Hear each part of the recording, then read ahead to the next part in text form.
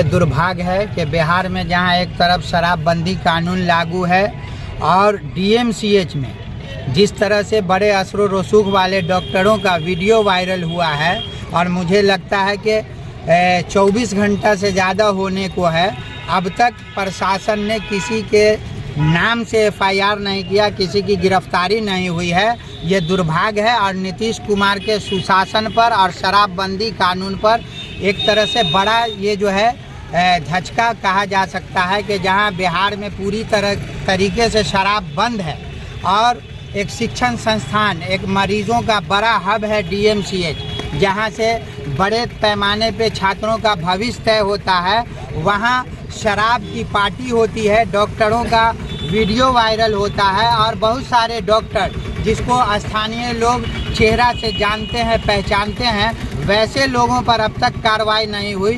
प्रशासन आखिर किसके दबाव में काम कर रही है, ये दरभंगा की जनता, बिहार की जनता जानना चाहती है कि यही कानून, यही पुलिस प्रशासन जब एक गरीब बेसहारा लोगों को झूठे मुकदमा में जेल में डालती है, उस वक्त इनका कानून रहता है, लेकिन जहां असर रसूख वाले दारू की पार्टी करते हैं वहां इनका कानून कहां चला जाता है। कौन है ये रसूखदार डॉक्टर? कई डॉक्टर हैं जो नामचीन डॉक्टर हैं और मुझे तो लोगों से ये भी सूचना मिली है कि जिन पत्रकारों के द्वारा ये वीडियो वायरल किया गया उन्हें जान से मारने की धमकी दी गई है, बल्कि कई पुलिस प्रशासन के अधिकारी को बाजाब्ते नाम लेकर के जो डॉक्टर हैं, डॉक्टर की भेष में कहा जा सकता है कि दरभंगा में एक तरह का बड़ा गुंडा तंत्र है उनका, जिन्होंने ये धमकी दिया कि जान मार देंगे।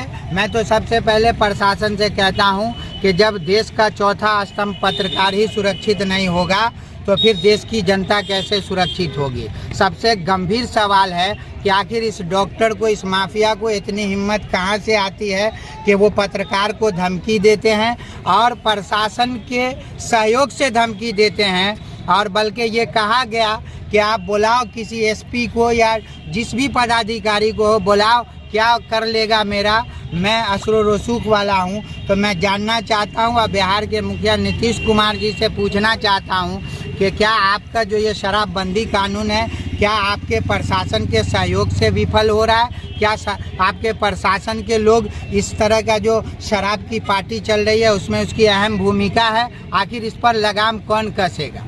3 बोतल इंग्लिश शराब गेस्ट हाउस से भी रिकवरी हुआ है रात में।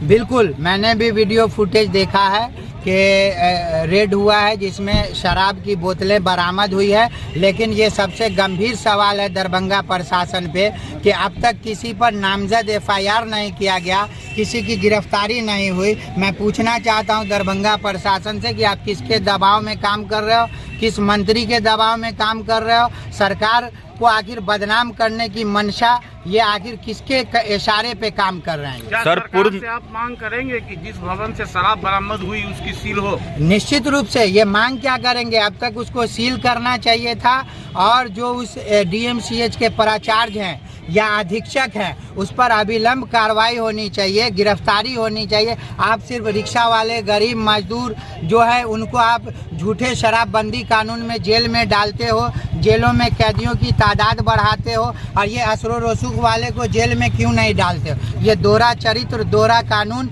ये राज्य में निश्चित रूप से सरकार पर सवालिया निशान है। सर, पिछली बार 95 कार्टून शराब डीएमसीएच कैंपस से पकड़ाया था, लेकिन किसी पे कानूनी कार्रवाई नहीं हुई। इस बार भी क्या कुछ लग रहा है इसी तरह होगा? बिल्कुल, जिस तरह से अभी प्रशासन कार्रवाई कर रही है इसमें तो ये सवाल उठ ही रहा है कि 24 घंटा बीत गया और अब तक किसी पर नामजद एफआईआर नहीं हुआ। वीडियो फुटेज में कई डॉक्टरों का चेहरा साफ साफ है।